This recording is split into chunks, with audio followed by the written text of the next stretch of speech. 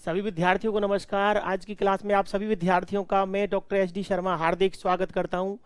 जैसा कि आप सभी को विदित है कि हमारे असिस्टेंट प्रोफेसर के पाठ्यक्रम में जो फर्स्ट पेपर में ज्योग्राफिकल थॉट का जो पोर्शन है उसके प्रश्न उत्तर यहाँ पर हम इस समय सभी विद्यार्थियों के सामने सॉल्व करते हैं, अर्थात अपने जो प्रैक्टिस होती है भूगोल में प्रश्नों को करने की उसको बढ़ाने का प्रयास करते हैं। तो इसी कड़ी में आज की क्लास में हम भौगोलिक विचारधारा का इतिहास का जो टॉपिक है और क्लास के बारे में बात करेंगे। यहाँ पे देखिए, सबसे पहले जो प्रश्न है उनको मैं प्रस्तुत कर रहा हूँ। मैंने आपको पहले भी बताया था कि इस प्रकार के प्रश्न आते हैं जो कई प्रश्न तो बिल्कुल नॉर्मल से लगते हैं, लेकिन कई इस चीज की अपेक्षा रखते हैं कि आपने सिस्टम को कितना समझ रखा है। कहने का मतलब, यदि आपने सिस्टम को समझ रखा है तो उस प्रकार के प्रश्न आप आसानी से हल कर सकते हैं। तो आज का प्रश्न आप लोगों के सामने यहाँ पर मैं रख रहा हूँ। देखिए, पहला प्रश्न, प्रसिद्ध निबंध। देखिए, ये कई बार प्रश्न आता है। प्रसिद्ध निबंध exceptionalism in geography A methodological examination किसके द्वारा लिखा गया था? ये प्रश्न है, और दो ऐसे प्रश्न हैं लगभग ये शब्द मिलते जुलते हैं। आपके नेट में, असिस्टेंट प्रोफेसर में, सारी एग्जामिनेशन में तोड़ मरोड़ के आते हैं। तो एक भूगोल में अपवादवाद, इसकी हिंदी में कई बार हिंदी में भी ये प्रश्न आता है कि भूगोल में अपवादवाद किसके द्वारा लेख लिखा गया, किसके द्वारा प्रस्तुत किया गया? तो यहां पर ऑप्शन देखिए, S K Shafer, G H. Peterson, D. Gregory द्वारा और एल. गोयल के द्वारा। तो यहां पर इसके बारे में मैं आपको बताऊं कि उत्तर इसका सेफर है। और सेफर के बारे में आपको थोड़ा सा मैं बताना चाहूंगा कि सेफर मूलतः अर्थशास्त्री था। यूएसए में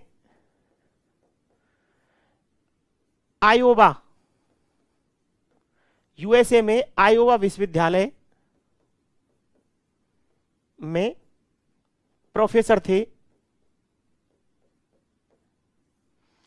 तो इनकी धीरे धीरे इनकी रुचि भौगोलिक तंत्र में विकसित हुई, और भौगोलिक तंत्र में विकसित होने के बाद कहने का मतलब इनका संपर्क ज्यादातर उन लोगों से था जो कहीं ना कहीं भूगोल की पृष्ठभूमि से ताल्लुक रखते थे। तो सेफर अर्थशास्त्री होते हुए भी इसने अपनी संगति की वजह से एक उस समय लेख लिखा था, नेचर ऑफ ज्योग्राफी, एक किताब लिखी थी, जैसा कि आप जानते हो हार्टसॉन द्वारा। तो हार्टसॉन की एक बहुत बेहतरीन भूगोल की किताब है, उसको हम रेफरेंस किताब में भी शामिल करते हैं। तो उस किताब को लिखने के बाद, उसको पढ़ने के बाद, सेफर जो मूलतः अर्थशास्त्री था उसने ये आपके भूगोल में अपवादवाद पर एक लेख लिखा, और ये लेख आपके अर्थशास्त्र का विद्वान होते हुए भी सेफर द्वारा आपके हार्टसॉन की आलोचना करते हुए लिखा। तो इसके बाद हार्टसॉन और सेफर में काफी एक तरीके से जो वैचारिक जो द्वंद्व होता है वो उत्पन्न हुआ। तो इस तरीके से आप इस बात को ध्यान रखना कि कभी प्रश्न आए, कि अभी तक ये प्रश्न बहुत बार आता हुआ है कि भूगोल में अपवादवाद के जनक कौन है, अपवादवाद पर किसने लेख लिखा? तो एस के सेफर अर्थशास्त्र का प्रोफेसर थे यूएसए में, संयुक्त राज्य अमेरिका के आयोवा विश्वविद्यालय में। लेकिन इनकी भौगोलिक विद्वानों से, भूगोल के विद्वानों से संगति की वजह से, इनका सामना, इनका संपर्क होने की वजह से इन्होंने नेचर ऑफ ज्योग्राफी जो हार्टसॉन की किताब थी, जो आपके 1939 में लिखी गई, नेचर ऑफ ज्योग्राफी, और नेचर ऑफ ज्योग्राफी की किताब इसको पढ़ने के बाद इन्होंने ये अपना लेख लिखा जो भूगोल में अपवादवाद के नाम से जाना जाता है। तो उत्तर आपका एस के सेफर। थोड़ा सा ध्यान रख लेना, अभी तक जो प्रश्नोत्तर पूछा हुआ है मिलान में इस प्रकार का प्रश्न कई बार ये प्रश्न आया है, लेकिन इससे बाद में यदि कभी इस तरीके से आ जाए कि सेफर ने जो अपवादवाद पे लेख लिखा वो मूलतः क्या थे, तो मूलतः वो अर्थशास्त्री थे, अर्थशास्त्र के प्रोफेसर थे संयुक्त राज्य अमेरिका में आयोवा विश्वविद्यालय में। तो पिछले कुछ समय से भूगोल में इस प्रकार के प्रश्नों की प्रवृत्ति बढ़ी है कि ये मूलतः क्या थे, फलाना आपके जो मैकिंडर है वो मूलतः क्या थे, इस प्रकार के प्रश्न। तो आप ध्यान रखें। तो ये प्रश्न आपका एस के सेफर। अब देखिए अगला प्रश्न, निम्नलिखित में से किसने भूगोल में उत्तर आधुनिकतावाद? देखिए, जब हम भूगोल के सिस्टम को समझते हैं, भूगोल का जो ऐतिहासिक क्रम है, ऐतिहासिक विकास की जो श्रृंखला है, उस पर यदि हम बात करते हैं तो उसमें एक जैसे मध्यकाल आता है, तो मध्यकाल को भी दो भागों में बांटा हुआ है। एक पूर्व मध्यकाल, एक उत्तर मध्यकाल। अर्थात पूर्व मध्यकाल 1200 से पहले का समय, जो अरब ज्योग्राफर आते हैं वो पूर्व मध्यकाल में आते हैं, और उत्तर मध्यकाल में आपके पुनर्जागरण काल आता है। इसी प्रकार से आधुनिक काल जो हम्बोल्ट और रिटर से मुख्यतः स्टार्ट होता है, जर्मन भूगोलवेत्ताओं द्वारा आधुनिक वैज्ञानिक भूगोल की नींव रखी गई थी। तो आधुनिक भूगोल को भी दो भागों में बांटा, पूर्व आधुनिकतावाद और उत्तर आधुनिकतावाद। तो यहां पर उत्तर आधुनिकतावाद के विकास में योगदान दिया। यहां पर कुछ नाम दे रखे हैं, W.L. गैरिसन, जे ब्राउट, कार्ल रिटर और एडवर्ड सोजा। देखिए अगर आप इसको देखोगे, कार्ल रिटर ये तो शुरुआत करता है, आधुनिक भूगोल की नींव रखने का श्रेय हम्बोल्ट और रिटर को जाता है। तो कहने का मतलब ये पूर्व आधुनिक काल में आएगा। तो ये तो अपने आप ही आप इसको अलग कर सकते हो, क्योंकि इसका जो काल समय है 1779 से 1859, ये रिटर हम्बोल्ट के समकालीन थे और उम्र में हम्बोल्ट से 10 साल छोटे थे। इसका उत्तर है आपके एडवर्ड सोजा थे, वो उत्तर आधुनिकतावाद के विद्वानों में आते हैं। तो एडवर्ड सोजा आप ध्यान रखना कि आधुनिक का उत्तरी पार्ट इसके अंतर्गत आता है। तो उत्तर आपका डी लगाइए, आप नंबर 4 लगाइए, एडवर्ड सोजा। सूची 1 को सेकंड से सुमेलित कीजिए। सभी विद्यार्थियों के लिए नमस्कार। जितने भी विद्यार्थी ऑनलाइन क्लास में जुड़े हुए हैं या वो रिकॉर्डेड क्लास लेते हैं, बहुत सारे विद्यार्थी ऐसे हैं जो क्लास को रिकॉर्डेड रूप में अटेंड करते हैं, और असिस्टेंट प्रोफेसर के पाठ्यक्रम को लेकर के ये हमने यहाँ पर जो प्रश्नोत्तर की श्रृंखला जो चल रही है, मूलतः असिस्टेंट प्रोफेसर के पाठ्यक्रम को मेन आधार बना रखा है।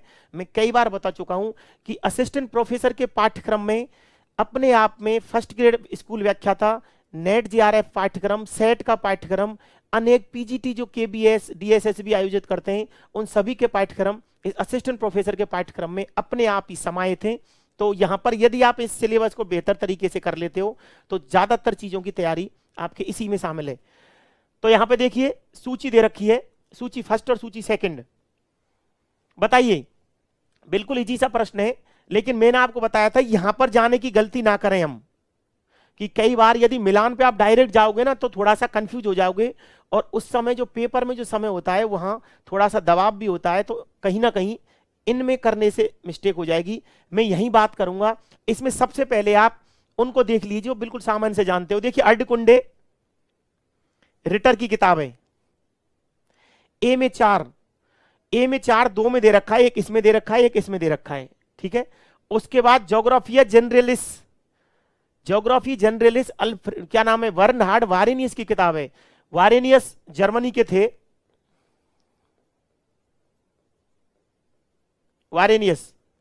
और वारेनियस का जो समय है 1622 से 1650, कहने का मतलब बहुत कम समय जीवित रहे, लेकिन इतने कम समय में भी इन्होंने अपनी क्षमता के दम पर, अपने क्या नाम है टैलेंट के दम पर एक अपना अलग ही मुकाम बनाया जर्मन भूगोलवेत्ताओं में। और ज्योग्राफिया जनरलिस अर्थात सामान्य भूगोल इन्होंने लिखी। तो बी को हम करेंगे वारेनियस से, कहने का मतलब बी में 3 आएगा, बी में 3 ये। तो आपने देखा ए के साथ 4 2 कॉम्बिनेशन में, और बी के साथ 3 फिर 1 में आ रहा है, कहने का मतलब ए ऑप्शन है। और सी के साथ 2 और डी के साथ 1। अब सी के साथ 2 और डी के साथ 1। तो इस तरीके से बिल्कुल सामान्य सा आपका मैचिंग है। और क्योंकि अर्धकुंडे और कॉस्मोस दोनों किताबें ये काफी पॉपुलर किताबें, एक रिटर के द्वारा लिखी गई है, एक आपके अलेक्जेंडर बोन हम्बोल्ट के द्वारा लिखी गई है। ज्योग्राफी जनरलिस वारेनियस की किताब है, और रेड जेल की एंथ्रोपोजियोग्राफी किताब काफी पॉपुलर है। तो इस प्रकार से इस प्रकार के कुछ प्रश्न आते हैं। देखिए इस प्रकार के प्रश्नों का आप ऐसा नहीं लें कि बहुत इजी प्रश्न है सर, इसको तो हम करने की कंडीशन में। मैं आपको एक व्यवहारिक बात बताऊंगा कि इस प्रकार के प्रश्न भी कई बार ये मैचिंगों की वजह से गलत हो जाते हैं, क्योंकि थोड़ा सा माइनर अंतर होते ही टिक गलत लगा देते हैं। प्रेशर के रूप में हम एग्जामिनेशन में हॉल में रहते हैं, तो थोड़ा सा बार बार मैं आप लोगों से यही कहूंगा कि आप थोड़ा सा ध्यान रखें, और जो भी प्रश्न आए उसको थोड़ा सा अच्छे से समझें, फिर उसका उत्तर दें। अगला प्रश्न देखिए, ज्योग्राफी ए मॉडर्न सिंथेसिस के लेखक कौन है? S.A. Suits, Peter Haggett, D.M. Smith, E.A. Anchorman. ठीक है ना। तो ये भी काफी पॉपुलर किताब है। इसमें दो ब्रिटेन के भूगोलवेत्ता हैं, ब्रिटिश, उसमें नंबर 1 पे आता है पीटर हेगेट। देखिए ये जो मैं लिखता हूं इसको आप नोट डाउन करें आते हुए भी, पीटर हेगेट। और नंबर 2 है चोरले। इन दोनों ने एक तरीके से जो क्वांटिटेटिव टेक्निक्स में जो आपके मॉडल्स के प्रयोग हैं भूगोल में, उन पर काफी लेख लिखे, काफी किताब इनकी 2-4 आती हैं, कुछ कॉमन किताब भी हैं दोनों की। तो यहां पर पीटर हेगेट की किताब है ये, ज्योग्राफी ए मॉडर्न सिंथेसिस के लेखक। तो यहां पर आपका आएगा पीटर हेगेट। तो पीटर हेगेट ये कई बार पूछी जाती है, एक तो ये रूप में पूछी जाती है, कई बार मिलान के रूप में पूछी जाती है, कई बार बेमेल के रूप में पूछी जाती है। तो एक ही प्रश्न को अलग अलग तरीके से पूछते हैं, लेकिन हमें कोई फर्क नहीं पड़ना चाहिए, किसी भी तरीके से पूछा जाए प्रश्न, लेकिन जब हमने उस सिस्टम को समझ लिया तो प्रश्न हमारे ज्यादातर सही होंगे।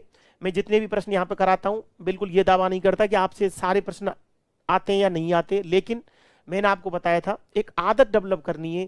कहने का मतलब आप बहुत अच्छे से तैयारी कर रहे हो, सारे असिस्टेंट प्रोफेसर की कर रहे हो, फर्स्ट ग्रेड की या नेट की, लेकिन 1 घंटे यहाँ पर यदि आप 1 घंटे टाइम बिताओगे तो कहने का मतलब स्क्रीन पे जब हम देखते हैं तो कहीं ना कहीं चीजें समझ में आती हैं, और हमें जो आते हुए प्रश्नों की जो प्रैक्टिस है, अर्थात जो गलत होने की प्रवृत्ति भूगोल में रहती है ज्यादातर, उसमें थोड़ी कमी आने की संभावना रहती है। तो आप इसको इस तरीके से समझिए, एक प्रैक्टिस मान करके इसको करिए।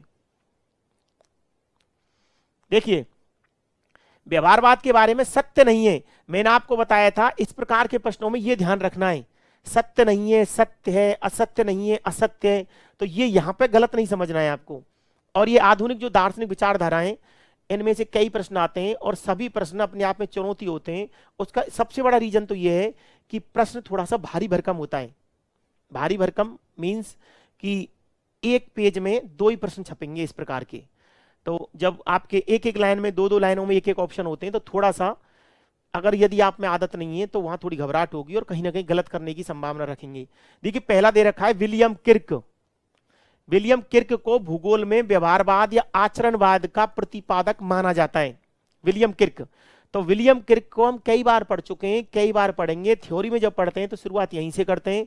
तो विलियम किर्क ने आपका व्यवहारवाद या आचरणवाद का प्रतिपादन किया, तो ये बात सही है, हमें गलत छांटनी है। व्यावहारिक भूगोल में मात्रात्मक क्रांति के प्रति असंतोष व्यक्त किया गया। देखिए मात्रात्मक क्रांति ये कहती है कि भूगोल में सांख्यिकीय तकनीकों का प्रयोग होना चाहिए, भूगोल में मॉडल्स का प्रयोग होना चाहिए, भूगोल की मूल प्रवृत्ति से हट करके भूगोल को विज्ञान बनाना चाहते हैं मात्रात्मक क्रांति के समर्थक। तो इसमें लेकिन व्यवहारवादी भूगोल है वो मात्रात्मक क्रांति के प्रति असंतोष व्यक्त करता है, कहने का मतलब उसकी आलोचना करता है। तो यहां पर ये आपके गलत है, ये दोनों सही है कहने में उत्तर नहीं है, दोनों हमें गलत छांटना है। मानव अपने पर्यावरण को प्रभावित करता है तथा स्वयं भी पर्यावरण से प्रभावित होता है, यह भी सही है। तो तीनों बातें सही हैं अभी तक। तो मैंने आपको बताया था जब 3 आपने सही बातें छांट ली तो चौथी जो होगी अपने आप में गलत होगी। लेकिन यदि आपने यहां मिस्टेक कर दी ना तो यह भी आपको ऐसा लगता है समूह संस्था को महत्वपूर्ण मानता है व्यवहारवाद या आचरण परक भूगोल, लेकिन यह प्रश्न है और इसको हम क्या मानेंगे गलत। हम इधर की तरफ मार्क करें मेन की बजाय, ठीक है ना, तो उत्तर देने में सहूलियत रहेगी। तो यहां पर उत्तर होगा अपना डी, समूह संस्था को महत्वपूर्ण मानता है। समूह या संस्था को महत्वपूर्ण नहीं मानता व्यवहारवाद, मानव के मन को केंद्र मानता है, मानव को महत्वपूर्ण मानता है, नहीं कि समूह या संस्था को। यहां पे हम लिखेंगे अर्थात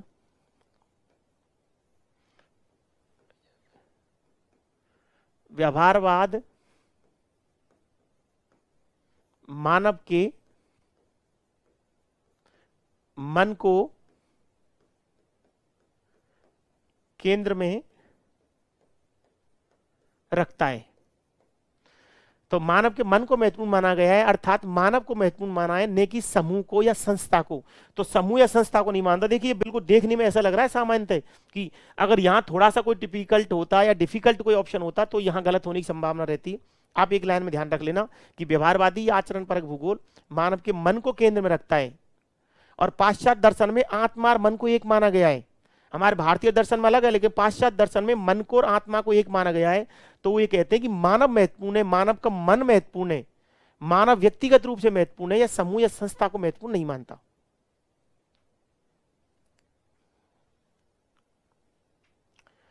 भूगोल में व्यवहारिक उपागम का सूत्रपात किया था। प्रश्न वही है, केवल अलग तरीके से पूछा हुआ है। ऑप्शन अलग हैं, Peter Gold, William Kirk, Comte और आरजी गोलेज। तो विलियम किर्क आपके व्यवहारवादी है, अर्थात व्यवहारवाद का आपका समर्थक है, या आपके व्यवहारवाद को इसने प्रतिपादन किया। व्यवहारवाद का प्रतिपादक विलियम किर्क को माना जाता है। द्वैतवाद शब्द की उत्पत्ति मानी जाती है। सभी बताइए, सोच के बताइए कि द्वैतवाद, ड्यूलिज्म जिसको कहते हैं, इसकी उत्पत्ति कहां से मानी गई है। आपके नेट में एक पीरियड था, उसमें इस प्रकार के प्रश्न बहुत आए कि जैसे एक कॉन्सेप्ट आता है उसमें निकटतम पड़ोसी विश्लेषण, नियरेस्ट नेबर एनालिसिस। तो नियरेस्ट नेबर एनालिसिस है, उसका भी सबसे पहले प्रयोग किस में हुआ, किस ब्रांच में हुआ। तो इसी प्रकार से द्वैतवाद का मतलब है कि भूगोल एक बटवृक्ष है, भूगोल एक मेन जो विषय है, अर्थात एक विषय का दो शाखाओं में बंटना द्वैतवाद कहलाता है। और यदि इसकी हम बात करें कि कौन सा इसकी शुरुआत है, तो देखिए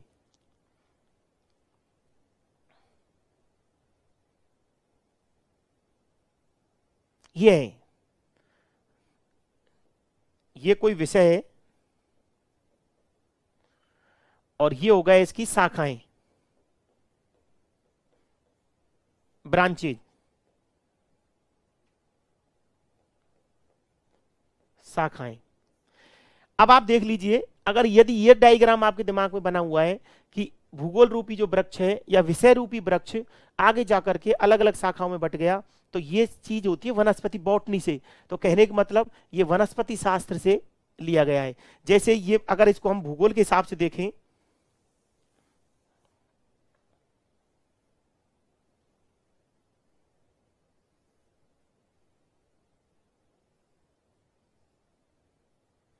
ये हो गया आपके भूगोल,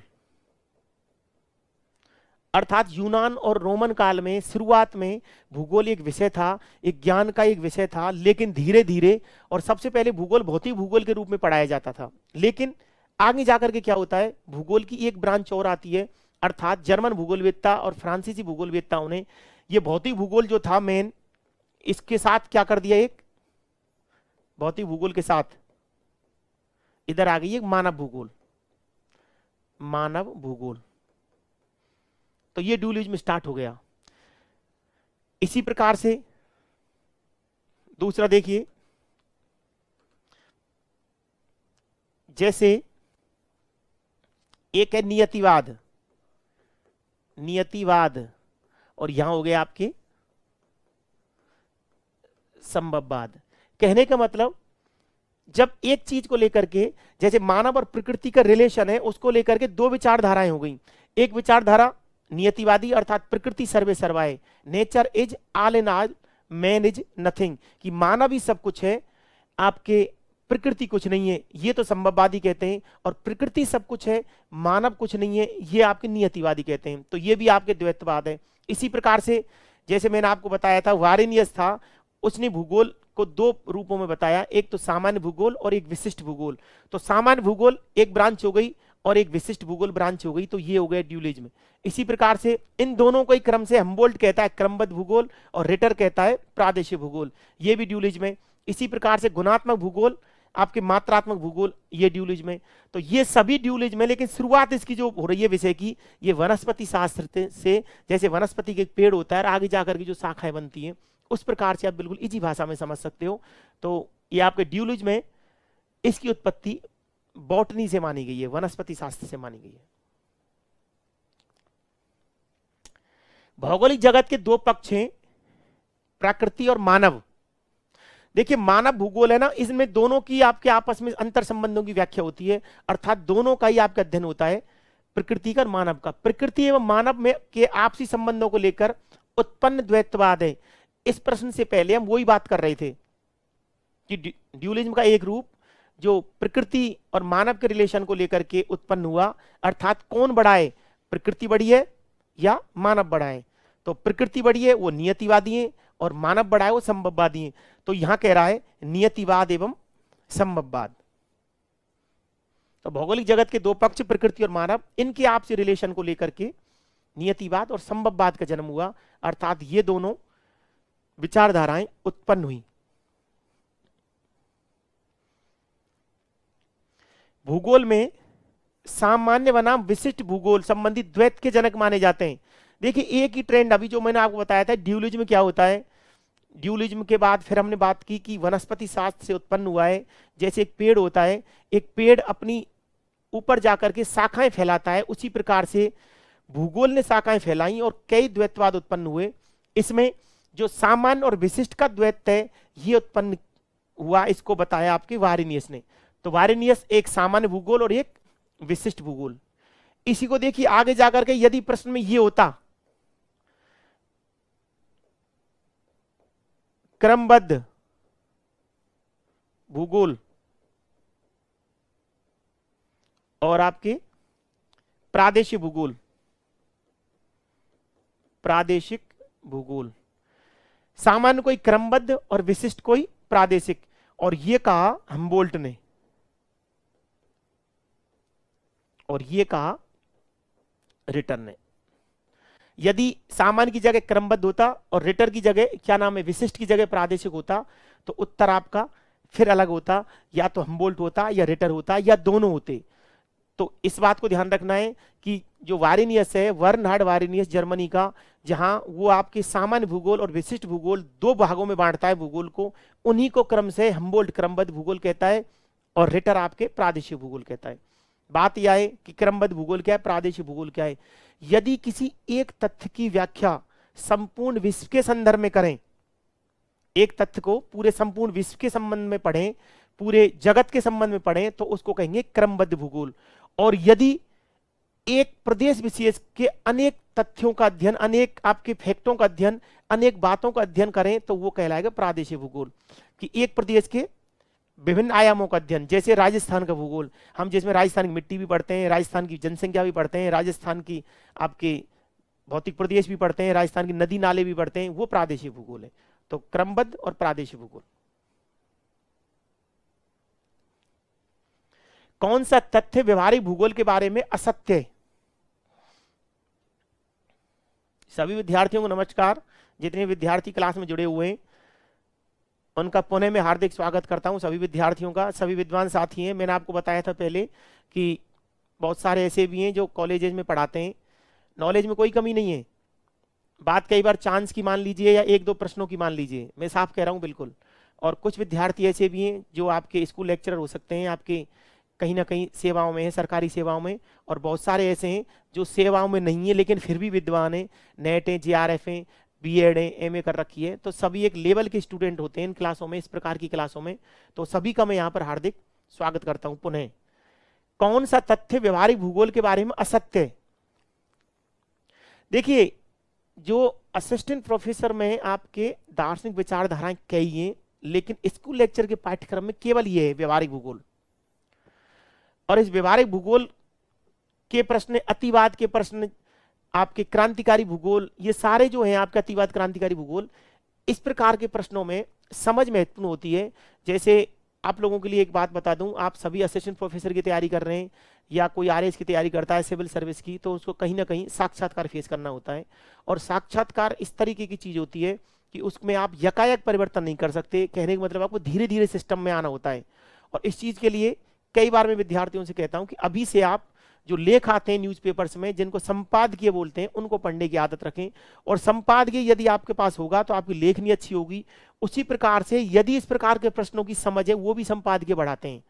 तो ये लैंग्वेज के प्रश्न फैक्ट नहीं है। जिसने फैक्टों की आदत डाली हुई है ना, वो इन प्रश्नों को देखते ही उसको डर लगता है, हो ही नहीं पाएंगे। तो आजकल प्रश्न ऐसे ही आते हैं, तो थोड़ा सा समझ बढ़ाने के लिए कोई फर्क नहीं पड़ता। देखिए आत्मपरक पर्यावरण समूह या संस्था की अपेक्षा व्यक्ति को अधिक प्राथमिकता देता है। अध्ययन का केंद्र व्यक्ति है, ना कि समूह। तीसरा, William Kirk, Wright, Walpert, Pred, Peter Gould प्रमुख समर्थक हैं और प्रत्यक्षवादी दर्शन का समर्थन करता है। तो चार बातें कह रखी हैं व्यवहारवाद के बारे में। आप इनमें से बताइए कौन सा उत्तर होगा। सभी विद्यार्थी 1 2 3 4 में से कौन सी जो बात है, कौन सा जो कथन है जो सामान्यतः व्यवहारवाद के बारे में असत्य, असत्य को क्या कह सकते हैं, सत्य नहीं है। देखिए अगर यहां कंफ्यूजन हो रहा है तो चौथे पर आप बात करिए, प्रत्यक्षवादी दर्शन का समर्थन। जबकि आपने अभी कुछ देर पहले हमने बात की कि प्रत्यक्षवाद की आलोचना करता है व्यवहारवाद, प्रत्यक्षवाद की आलोचना करता है, मात्रात्मक क्रांति की आलोचना करता है। प्रत्यक्षवाद और मात्रात्मक क्रांति ये एक पक्षीय हैं, अर्थात इन दोनों की विचारधारा सेम है। प्रत्यक्षवाद कहता है कि भूगोल को विज्ञान बनाइए, भूगोल को वैज्ञानिक विषय के रूप में डेवलप करिए, और इसी प्रकार का जो मात्रात्मक क्रांति है वो भी भूगोल अध्ययन में, भूगोल के अध्ययन में उन तकनीकों को बढ़ाने पर जोर देता है जो आपके सांख्यिकी तकनीकें, मॉडल्स हैं, इस तरीके से। तो प्रत्यक्षवाद आपका आधार प्रस्तुत करता है मात्रात्मक क्रांति के लिए। तो ये दोनों एक हैं, कहने का मतलब व्यवहारवादी भूगोल इसका समर्थन नहीं करता बल्कि इसकी आलोचना करता है। तो प्रत्यक्षवाद इससे अलग हो जाएगा।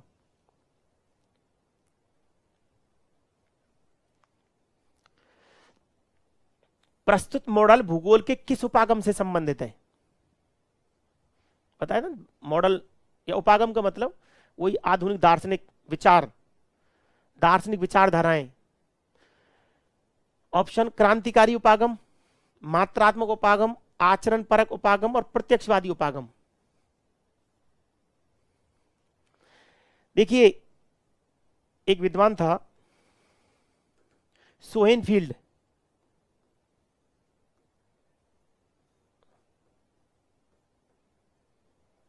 सोहेनफील्ड 1972, उसने ये दिया था आपके उपागम। और ये डायग्राम है, ये आचरण परिवेश को केंद्र में, फिर कह रहा है उपलब्धि परिवेश, क्रियाशील परिवेश और भौगोलिक परिवेश। आचरण परक या आचरण परिवेश को केंद्र में रखता है, अर्थात इन सभी से अंतरक्रिया करते हुए ये बनता है।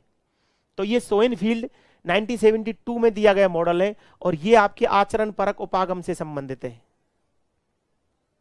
बताया था ना आपको, मानव के मन को स्थान देता है, मानव की आत्मा को स्थान देता है, मानव के विचार को महत्वपूर्ण मानता है, आत्मपरक रूप में मानता है। इससे पहले प्रश्न दे रखी थी एक लाइन, आत्मपरक रूप में परिभाषित करता है।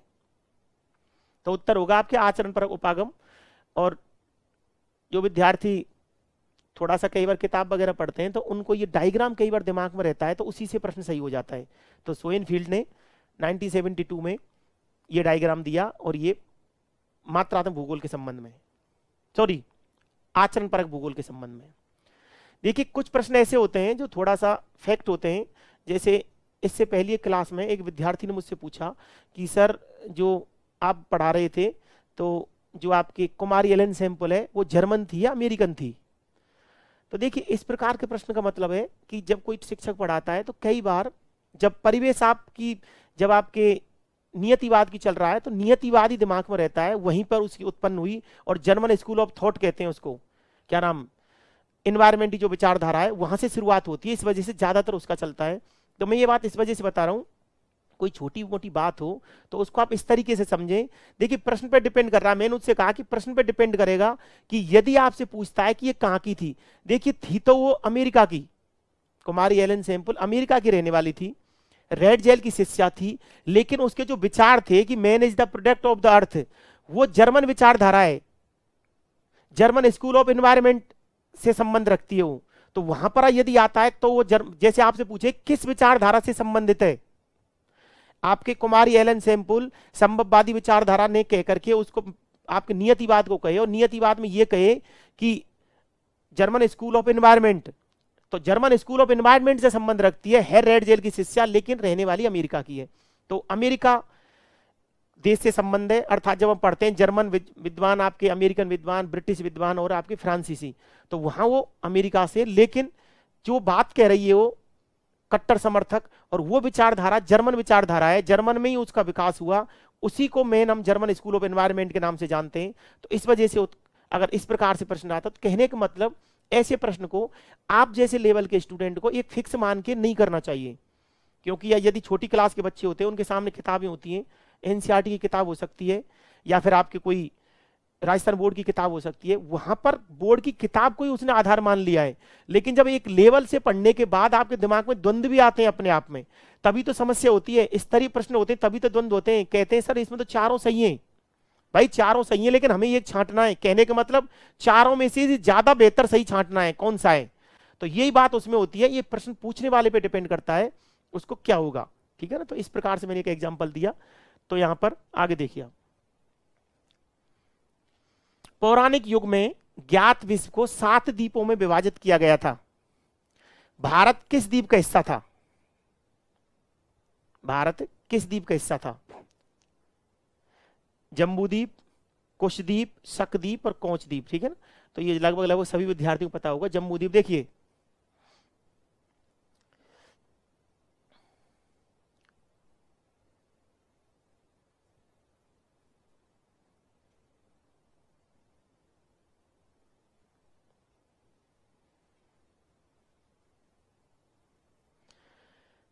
देखिए ये पार्ट अलग है, पूर्वी एशिया अलग है। ये जो पार्ट है ये जम्बूद्वीप,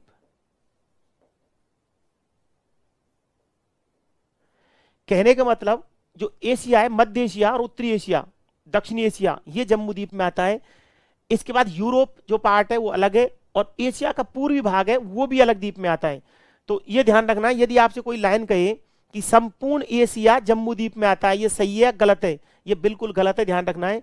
पूर्वी एशिया है वो अलग है, कहने का मतलब ये दक्षिणी एशिया और मध्य एशिया का जो भाग है वो आपके जम्बूद्वीप का हिस्सा था, और इसी के अंतर्गत भारतीय उपमहाद्वीप शामिल होता है। पौराणिक युग में वितस्ता के नाम से जानी जाने वाली नदी, पौराणिक युग में वितस्ता के नाम से जाने जाने वाली नदी, चिनाब, सिंधु, झेलम, रावी। जब थ्योरी पढ़ाते हैं तो बकायदा इनकी एक सारणी है बहुत सारी नदियों की कि किस किस नाम से जानी जाती थी। इसी प्रकार से हम यूनान और रोमन काल की बात करें तो वहां पर भी कैस्पियन सागर भी है और आपके काला सागर भी है। तो उसके अलग अलग पार्ट हैं कि पुराने टाइम में किस नाम से जाने जाता था कैस्पियन सागर, काला सागर किस नाम से जाना जाता था। ऐसे ही इनमें वितस्ता के नाम से ये जो झेलम नदी है ये वितस्ता के नाम से जानी जाती थी। तो इस प्रकार के प्रश्नों को भी हम देखें, कई बार मिलान में भी आ जाता है और कई बार अलग से भी किसी का स्पेशल पूछ लेता है। राष्ट्रीय मानचित्र वाली संगठन का मुख्यालय, इसे बोलते हैं NATMO, NATMO, national thematic map organisation, राष्ट्रीय मानचित्र वाली संगठन नाटमो। नाटमो का मुख्यालय आपके कोलकाता में, और एक प्रोफेसर थे, प्रोफेसर SP चटर्जी, इनके प्रयासों से इसकी कोलकाता में स्थापना हुई। ये इसके पहले अध्यक्ष भी माने जाते हैं, और SP चटर्जी ने कुछ लोगों के साथ मिलकर के नाटमो की स्थापना की, राष्ट्रीय मानचित्र वाली संगठन की स्थापना की। तो ये प्रश्न भी घुमा फिरा के कि उल्टा सीधा कई बार पूछता है, कहां पर मुख्यालय, कौन इसके संस्थापक हैं, पहला अध्यक्ष कौन था, और नाटमो की फुल फॉर्म भी ध्यान रखना। NA से केवल नेशनल बनता है।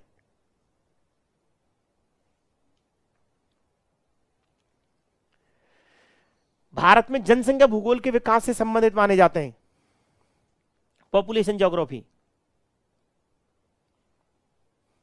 RP मिश्रा। देखिए RP मिश्रा प्रादेशिक नियोजन से संबंधित थे।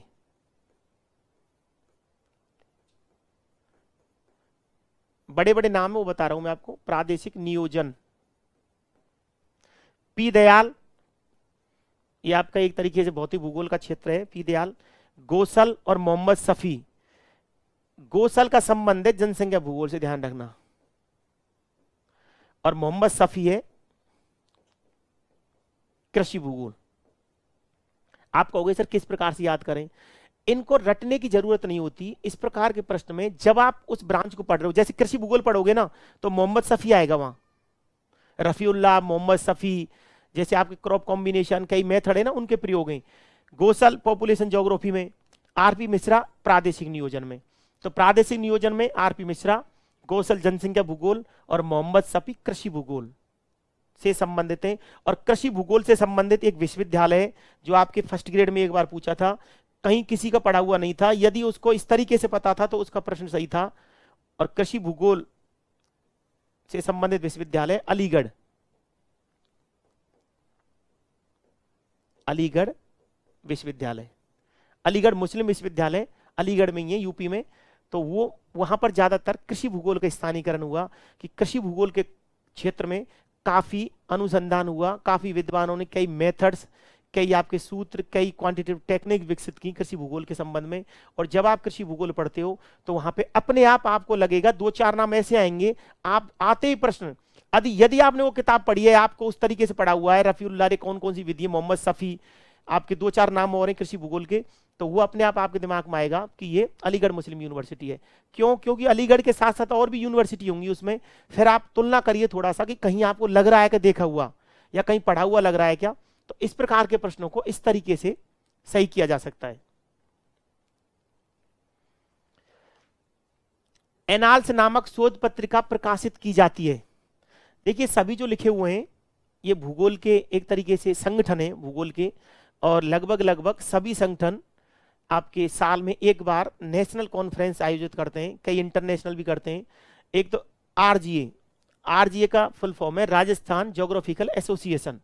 तो आरजीए की हर साल राजस्थान में एक सम्मेलन होता है, एक आपका रिसर्च को लेकर के या आपके शोध पत्रों को लेकर के भूगोल के विद्वान शोधार्थी सभी इकट्ठा होते हैं और अलग अलग जगह पर हर साल इसका आयोजन किया जाता है।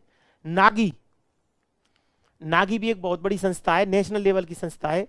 और तीसरा है आईआईजी, ये भी नेशनल इंटरनेशनल लेवल की है।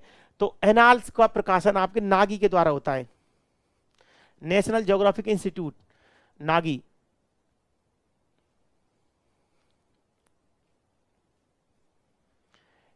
इंडिया रीजनल स्टडीज नामक ग्रंथ के संपादक हैं।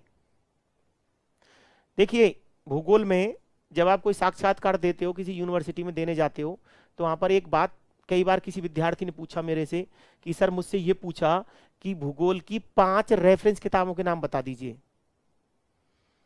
और कई विद्यार्थी चाहे नेट कर रखी है चाहे जेआरएफ कर रखी है, ये प्रश्न एक तरीके से इस प्रकार का प्रश्न है, आइडिया ही नहीं है कि रेफरेंस किताब कौन सी है। आजकल चलन ने तो रेफरेंस से नीचे टेस्ट पे आ गए और टेक्स्ट बुकों से भी नीचे हम गाइड पे आ गए। तो ये जो किताब है ये आपके इंडिया रीजनल स्टडीज, ये आपके रामलोचन सिंह है और उनकी शॉर्ट में नाम है प्रोफेसर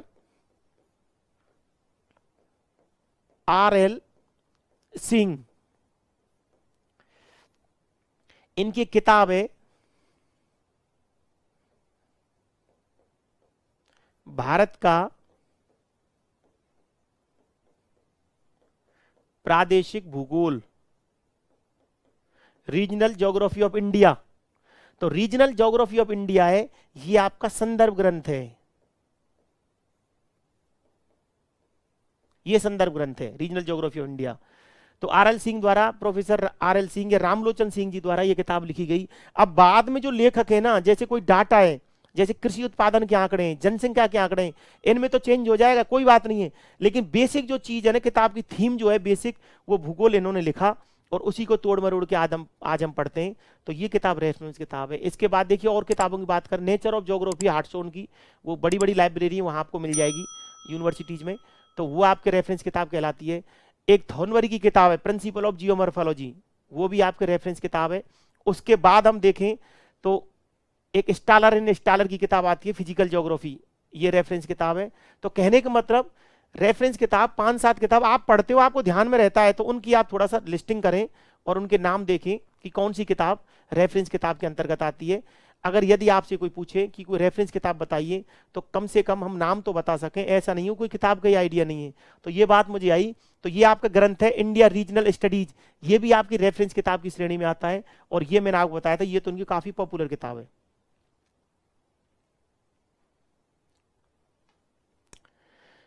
नागी की स्थापना से संबंधित माने जाते हैं ऐसे मली, मुनिस रजा। देखिए 2 विद्वान थे, एक तो था प्रोफेसर मुनिस रजा, मुनिस रजा, और दूसरा है एस एल भट्ट। इन्होंने ये जो संस्था है नागी, भारत में भूगोल की बहुत बड़ी संस्था, एक प्रसिद्ध संस्था, हर साल इसको लेकर के national conference, international conference Bharat के अलग अलग जगहों पर, कभी कश्मीर यूनिवर्सिटी में, कभी आपके केरल में, कभी आपके राजस्थान में, कभी असम में, कभी अरुणाचल में, इस प्रकार से आयोजन होता है कॉन्फ्रेंस का। तो ये जो संस्था है, इसके संस्थापक प्रोफेसर मुनिज रजा और एस एल भट्ट आपके प्रादेशिक नियोजन से संबंधित बड़ा नाम है। तो ये दोनों ने नागी की स्थापना में भूमिका निभाई। तो मुनिश रजा इसका उत्तर होगा कि नागी की स्थापना से संबंध रखते हैं।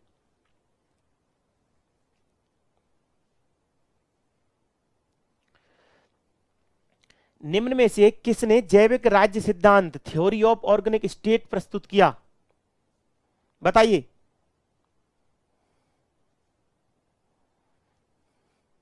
निम्न में से किसने जैविक राज्य सिद्धांत प्रस्तुत किया? रेडजेल, हम्बोल्ट, वारेनियस और रिटर। देखिए विद्वान है रेडजेल, कहां के थे? जर्मन। और इनकी किताब है राजनीतिक भूगोल। राजनीतिक भूगोल, राजनीतिक भूगोल में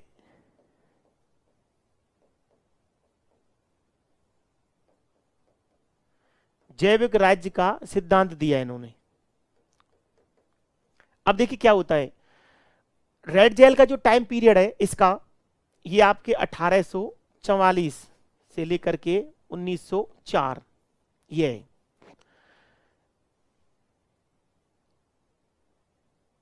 अठारह से 1904 के मध्य इन्होंने ये किताब लिखी और उसमें इन्होंने ये कहा कि राज्य जो होता है ना वो जीव के समान है। राज्य की तुलना किससे की? जीव से। जो जीव होता है, जीव को रहने के लिए जगह चाहिए होती है। अगर जनसंख्या ज्यादा हो जाएगी जीवों की तो ज्यादा स्पेस चाहिए। तो ये कहता है कि राज्य भी एक जीव की तरह है, अर्थात राज्य को भी अपने विकास के लिए जगह चाहिए। जब राज्य की तुलना जीव से कर दी तो आगे जाकर के इसकी वजह से कई समस्याएं उत्पन्न हो गई। फिर होसोपर ने एक अलग रूप दे दिया इसको आगे आकर के। कहने का मतलब, राज्य की तुलना जीव से करने की वजह से हिटलर ने भी आपके इसको एक तरीके से माना था शुरुआत में, इसी से प्रेरित थी हिटलर की विचारधारा भी। तो अर्थात उसको राज्यों को जीतना इससे प्रेरित था कि राज्य जीव है, जीव को जीवित रहने के लिए स्पेस चाहिए, जीव की को विकास करना चाहिए, इसी प्रकार से राज्य को भी विकास करना चाहिए। तो कहने का मतलब राज्य की तुलना जीव से की और जैविक राज्य का सिद्धांत दिया रेड जेल ने।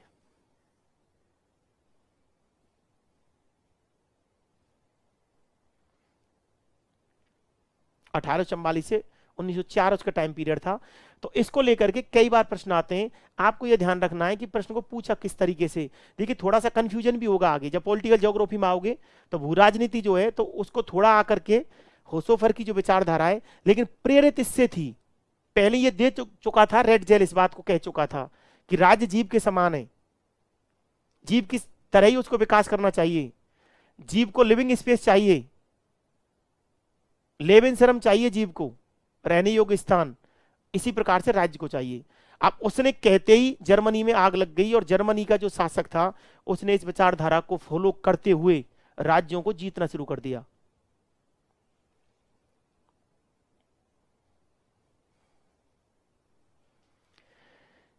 स्थानिक विसरण प्रक्रिया के अध्ययन में सर्वाधिक महत्वपूर्ण योगदान है स्थानिक विसरण।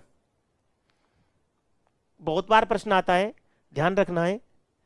हिंगरस्टैंड, हेगेट, हडसन और हंटिंगटन।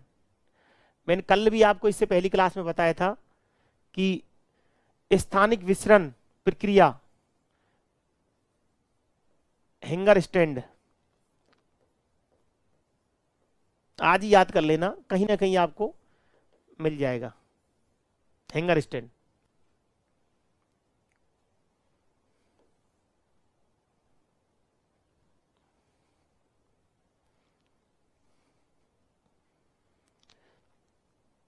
भूगोल में व्यवहारिक उपागम का सूत्रपात किया? कई बार प्रश्न आ गया है, तो इसमें आएगा आपको विलियम किर्क। देखिए आप जितने भी प्रश्न लिख रहे हो, जो विद्यार्थी एक्टिव तरीके से कॉपी में लिखते हैं, तो पॉइंट्स बना के आप लिखते जाइए, चाहे आता हो तो भी लिख लीजिए। और आप जब क्लास के बाद आपको ऐसा फील होगा कि लिखी हुई चीज है ना, वो पूंजी लगती है आपको। एक विद्यार्थी के लिए, एक शोधार्थी के लिए, आप कोई भी चीज पढ़ रहे हो उसका लेखन जरूर करिए। मैंने तो ऐसे लोगों को देखा है कि इतनी एज होने के बाद भी वो रोजाना एक प्रश्न लिखते हैं, रोजाना एक प्रश्न लिखते हैं। तो उसी चीज को फॉलो करते हुए आपको चीजें आती हैं तो भी कोई दिक्कत नहीं है, अगर आती भी है तो नुकसान कुछ नहीं होगा, कहीं ना कहीं क्लियरिटी होगी और ज्यादा आपकी पकड़ बनेगी, आपकी समझ बढ़ेगी। तो इन प्रश्नों को आपको लिखते जाना है। बाकी के जितने विद्यार्थी इस क्लास को ले रहे हैं उनके लिए एक सूचना मैं बता दूं, अभी जस्ट वेडनेसडे से हम लाइव क्लास यहाँ पर स्टार्ट कर रहे हैं असिस्टेंट प्रोफेसर की। और मेरा जो प्लान है वो मैं आपको थोड़ा सा बताऊं, क्योंकि पाठ्यक्रम बड़ा है आपके, फर्स्ट और सेकंड यूट्यूब पे भी उपलब्ध रहेगी और ऐप पर भी रहेगी। शुरुआत में यूट्यूब पर भी रहेगी। और फर्स्ट और सेकंड जो पाठ्यक्रम है वो दोनों बड़े पाठ्यक्रम है। जो फर्स्ट पेपर है, जो थॉट से स्टार्ट होगा यहीं से, उसकी शुरुआत हम करेंगे सुबह मॉर्निंग में। यदि कोई विद्यार्थी लाइव लेना चाहे तो लाइव ले सकता है, यदि लाइव नहीं ले, किसी कारण की वजह से, जॉब कोई हो सकता है या कोई और भी कोई परिस्थिति हो सकती है, तो रिकॉर्डेड क्लास ले लेना।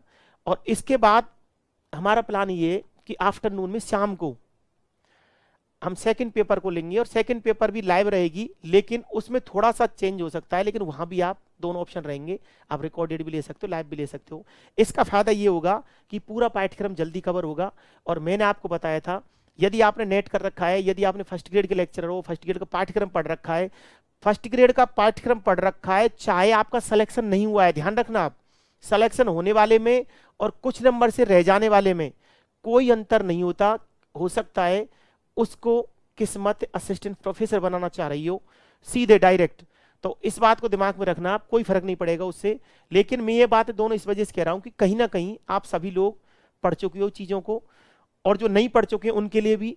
तो ये दोनों चीजें जब साथ चलेंगी, तो मेरा मानना ये है कि असिस्टेंट प्रोफेसर का पाठ्यक्रम इस तरीके का है। असली लड़ाई इस बात की है कि पूरा पाठ्यक्रम पूरा कर लिया जाए। और मैं आपको बता दूं, 100% पाठ्यक्रम पे चलेंगे हम, 100%। जो सिलेबस है उसकी बात करेंगे, उसके टॉपिकों की बात करेंगे। पिछले साल का पेपर देख लेना आप, कुछ प्रश्न जरूर हार्ड आते हैं, बाकी के कुछ नॉर्मल प्रश्न आते हैं। कट ऑफ कोई ज्यादा बड़ी नहीं जाती, सीटों की संख्या 3 गुनी है, सामान्य जो आती है उससे 3 गुनी संख्या है।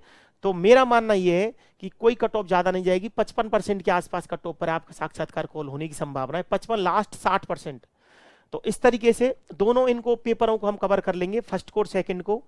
तो हमारा एक तो कॉन्फिडेंस रहेगा, और ये क्लास जो यूट्यूब वाली है ऑब्जेक्टिव वाली, ये रेगुलर इसी प्रकार से चलती रहेगी।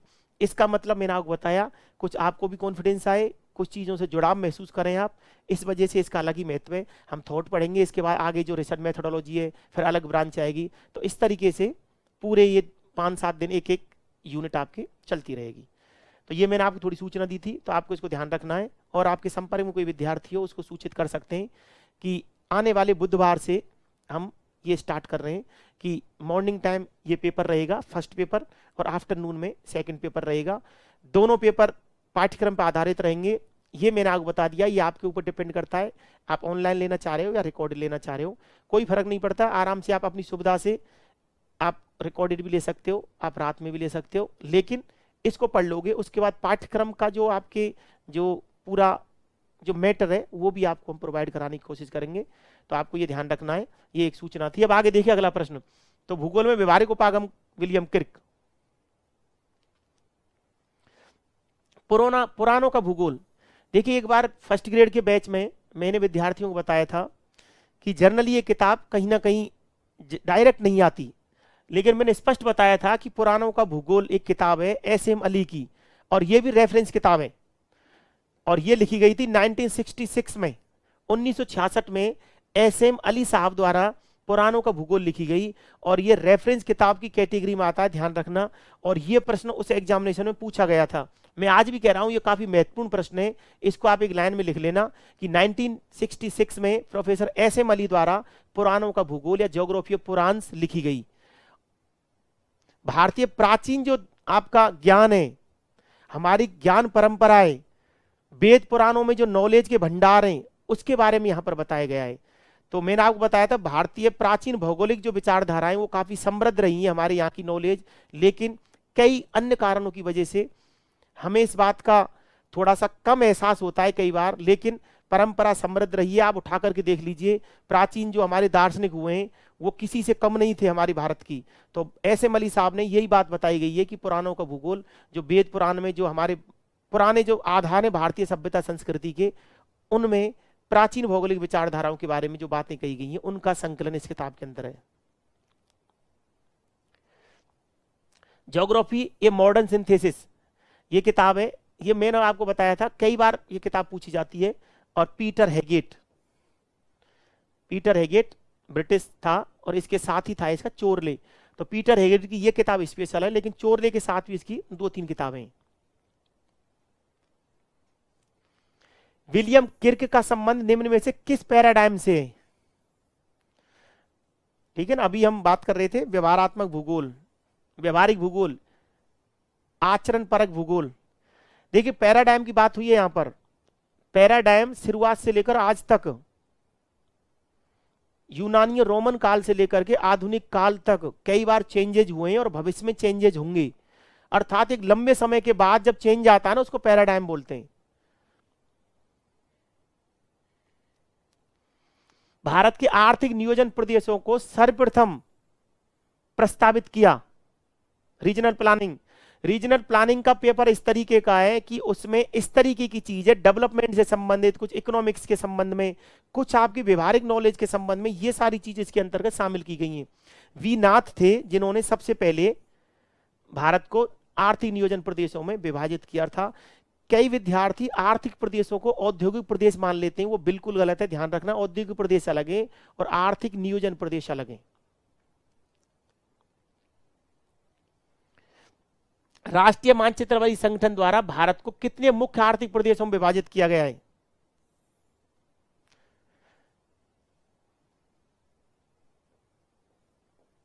NATMO मैंने आपको बताया था। नाटमो कहां पर है? कोलकाता। कोलकाता में जो नाटमो है, SP चटर्जी साहब द्वारा इसकी स्थापना हुई। इसने कितने आर्थिक नियोजन प्रदेशों में बांटा? इसके 3 आते हैं। नंबर 1 उत्तरी प्रदेश, नंबर 2 दक्षिणी प्रदेश, और नंबर 3 पूर्वी प्रदेश। 3 आर्थिक प्रदेश बताइए। उत्तरी आर्थिक नियोजन प्रदेश, पूर्वी आर्थिक नियोजन प्रदेश और दक्षिणी आर्थिक नियोजन प्रदेश। विश्व रचना कॉस्मोग्राफी शब्द किसने प्रतिपादित किया और उसे यूरेनोग्राफी और जियोग्राफी में विभाजित किया? ओ पेसेल, रिटर, वारेनियस और अलेक्जेंडर वॉन हम्बोल्ट। क्या होगा बताइए?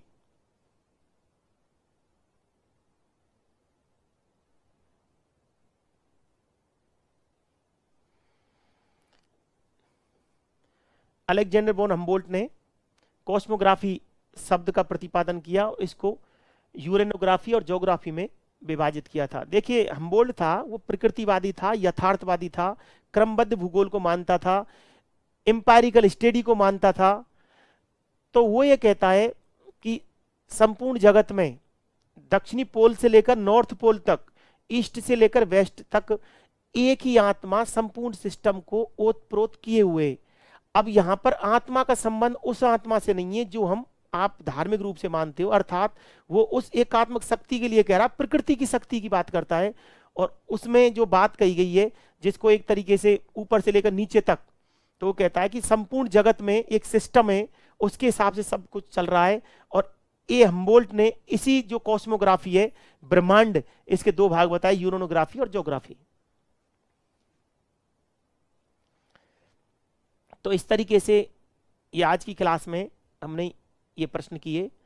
बिल्कुल जब आप धीरे धीरे लगोगे तो आपको ऐसा लगने लगेगा कि बिल्कुल इजी से प्रश्न है, और कुछ प्रश्न इसमें बीच बीच में ऐसे आते हैं, उनको हमें ध्यान रखना है।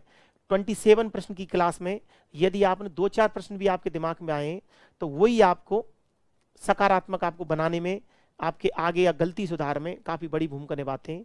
मेरी आप लोगों को यही सलाह है कि भूगोल में आप कितने पढ़ते जाइए, कितने भी पढ़ते जाइए, यदि आपने प्रश्नों का आइडिया नहीं लिया ना, तो जब एग्जामिनेशन रूम में बैठोगे, आप एग्जामिनेशन हॉल में बैठोगे, तो वहां पर ये समस्या क्रिएट होगी कि आपको प्रश्नों को करने की, अटेम्प्ट करने की, कि आते वो प्रश्न गलत होंगे। जब आप घर आ जाओगे तब आपको लगेगा कि ये प्रश्न मेरा गलत हो गया। तो इसमें सुधार करने के लिए, इस प्रकार के सुधार के लिए हमें क्या करना है, अच्छे प्रश्नों को अच्छे तरीके से अटेम्प्ट करना है। ऐसा नहीं है किताब ले रखी है, एक पेन ले रखा है, उत्तर देखते जा रहे हो, टिक लगाते जा रहे हो, उसका कोई फायदा नहीं होता। इतनी बड़ी स्क्रीन पर या आप एक कंसंट्रेशन करके आप पढ़ रहे हो, आपको पता है, तो उस चीज को हमें ज्यादा दिमाग में रहती है, अर्थात उसका लाभ ज्यादा मिलता है। देखी हुई चीज, खुद की लिखी हुई चीज, और जब आप इसको पढ़ें तो 27 में से मैं तो ये कहूंगा ज्यादातर प्रश्नों को आप लिखें, लेकिन फिर भी यदि आपके थोड़ी बहुत एक आध प्रश्न नहीं है तो भी कोई बात नहीं, लेकिन लिखें जरूर। और लिखने से एक आदत आती है, और लिखने से कॉन्सेप्ट क्लियर होते हैं, जिससे कि हमें जो ऑन द स्पॉट वाले प्रश्न हैं उनको करने में सहूलियत होती है। मैंने आपको एक सूचना बताई थी आने वाले वेडनेसडे से ये जो क्लास है आपकी, लाइव क्लास और रिकॉर्डेड दोनों रूप में, आपके असिस्टेंट प्रोफेसर, स्कूल लेक्चरर, आपके फर्स्ट ग्रेड लेक्चरर या आपके पीजीटी लेक्चर जो होते हैं उसको मान सकते हैं, और नेट एनटीए नेट जो होता है उस सबको लेकर के यहाँ पे क्लास आयोजित कर रहे हैं। जो विद्यार्थी अटेंड करना चाहें वो अटेंड कर सकते हैं। आप यूट्यूब पे कर सकते हो, उसके अलावा ऐप है उसी नाम से, जो यूट्यूब है उसी नाम से, एचडीएस एजुकेशन के नाम से, उस पर भी आप कर सकते हो। तो आज की क्लास में बस इतना ही। आप सभी विद्यार्थियों को धन्यवाद। Thank you so much.